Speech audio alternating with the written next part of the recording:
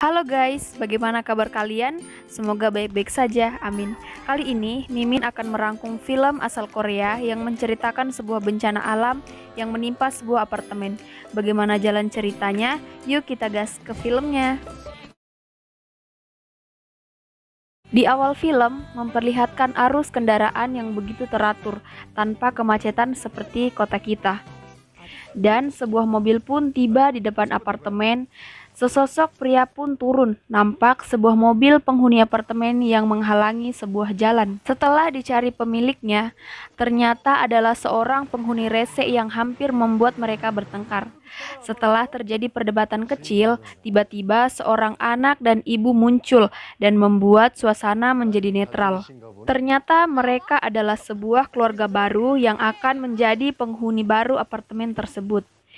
Singkat cerita, mereka pun bersantai dan bercanda gurau, melepas lelah setelah sibuk mengurus perpindahannya.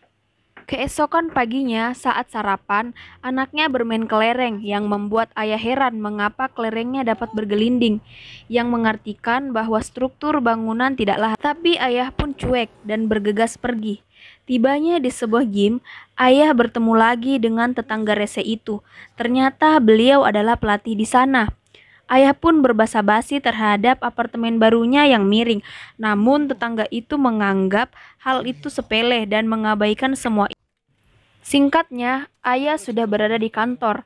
Nampak rekannya berantusias dan memberikan selamat kepadanya karena telah mempunyai rumah sendiri.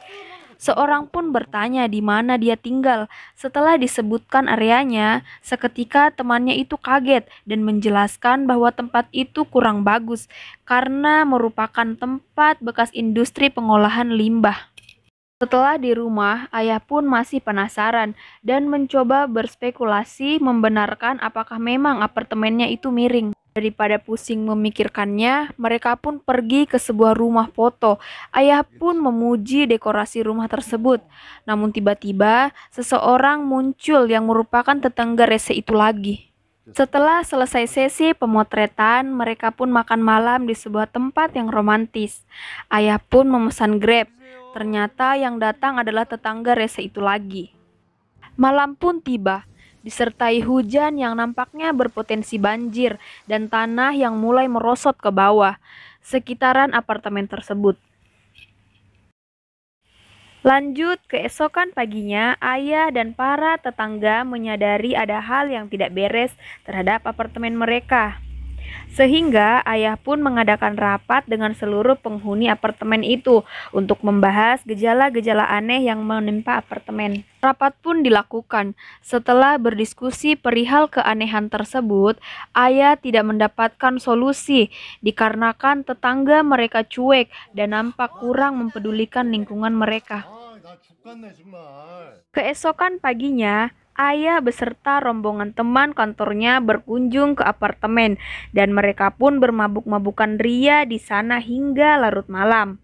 Singkatnya, nampak tetangga yang dianggap rese oleh si ayah peduli dengan lingkungannya dan mencoba mencari tahu apa penyebab air tidak mengalir. Setelah berdiskusi dengan tetangga, gedungnya tiba-tiba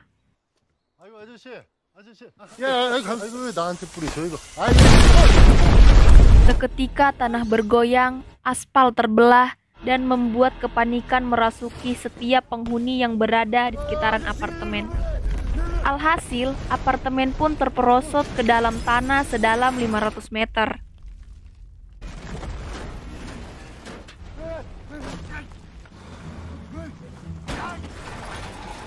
Antara panik bercampur lucu dikarenakan teman kerja ayah yang terjebak di dalam taksi.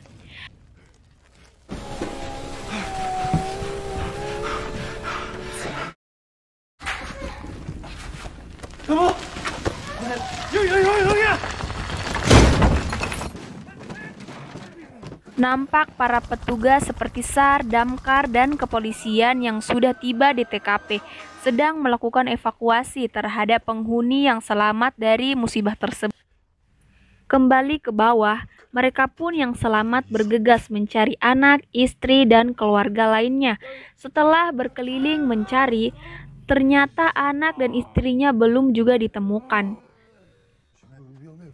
Mereka berempat pun berusaha meminta pertolongan dengan cara berteriak, berharap tim penolong dapat mendengar mereka.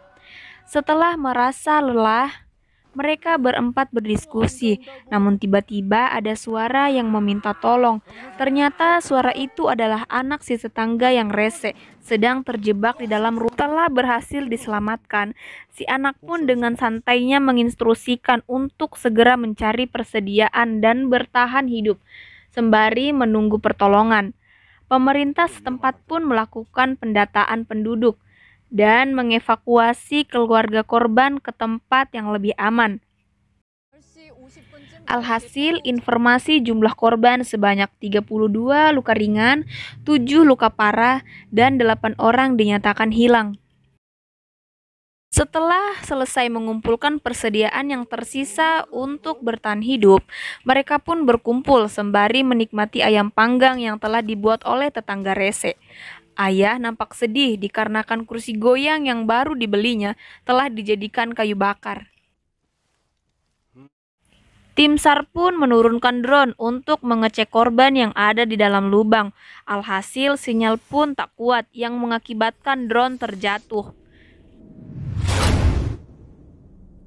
Dan hal itu pun diketahui oleh si anak tetangga rese dan berteriak memanggil ayahnya. Rasa ada titik terang, seketika semua berubah saat tiba-tiba apartemen mereka kembali terperosot semakin dalam. Gedung pun miring yang mengharuskan mereka berjuang agar tidak terperosot. Namun Pak Kim hampir jatuh, untungnya ada Hunju yang sigap melempar. Alhasil mereka pun bekerja sama untuk menolong Pak Kim. Setelah berjuang mati-matian, nampak Pak Kim dan Hunju memamerkan tatapan cinta. Namun tiba-tiba kabel pun terputus yang membuat tetangga resenya jatuh ke lumpur hidup.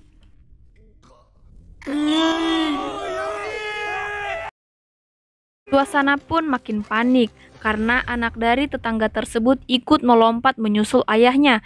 Alhasil mereka berdua pun tenggelam ke lumpur hidup itu. Bak superhero, si ayah dengan sigap mengambil kursi kayu kesayangannya itu untuk memecahkan kaca. Alhasil si tetangga pun selamat. Drone yang awalnya mati tiba-tiba hidup dan kembali ke atas. Alhasil rekaman video yang ada di drone itu menampilkan bahwa ada yang selamat dalam tragedi tersebut. Seketika hal itu memberikan titik terang terhadap keluarga dan petugas penolong untuk menyusun bagaimana cara menyelamatkan mereka. Persediaan makanan pun diturunkan dengan menggunakan parasut. Setelah mendapatkan telepon satelit, tim SAR pun menginfokan bahwa anak si ayah belum ditemukan. Seketika itu mereka pun bersatu mempersiapkan peralatan untuk mencari anak itu. Ternyata anaknya berada di dalam mobil, namun tiba-tiba muncul anak tetangga yang akhirnya membuat si anak mengikuti anak tersebut. Setelah mencari kesana kemari, akhirnya si ayah berhasil menemukan anaknya. Tiba-tiba muncul seorang nenek yang memanggil mereka. Ternyata cucu dari nenek tersebut telah meninggal dunia. Si ayah pun mengajak nenek untuk mencari tempat yang aman, namun nenek itu menolak karena ia ingin menemani mayat cucunya itu sampai ajal menjemput. Ayah pun melanjutkan perjalanannya.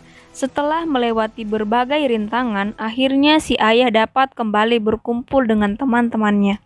Lanjut, mereka pun bersama-sama menyusuri reruntuhan untuk sampai ke rooftop. Sesampainya mereka di sana, nampak air hujan yang begitu deras, mengakibatkan area di sekitarnya menjadi banjir. Mereka pun panik. Akhirnya Hunju mendapatkan ide dan menyarankan untuk membuat pelampung. Mereka pun mengumpulkan benda-benda yang bisa dibuat sebagai pelampung darurat. Tiba-tiba sebuah penampungan muncul bagaikan bahtera Nabi Nuh, yang ternyata itu adalah ide dari tetangga rese kita. Mereka semua pun bergegas masuk ke dalam, namun tetangga itu pun membuat keputusan yang sangat sedih. Dia mengorbankan dirinya untuk menutup penampungan tersebut. Tiba-tiba dalam hitungan detik air langsung memenuhi lubang itu. Dan dengan bantuan gedung lain yang roboh, menghasilkan volume air langsung meningkat dan mendorong mereka sampai ke atas.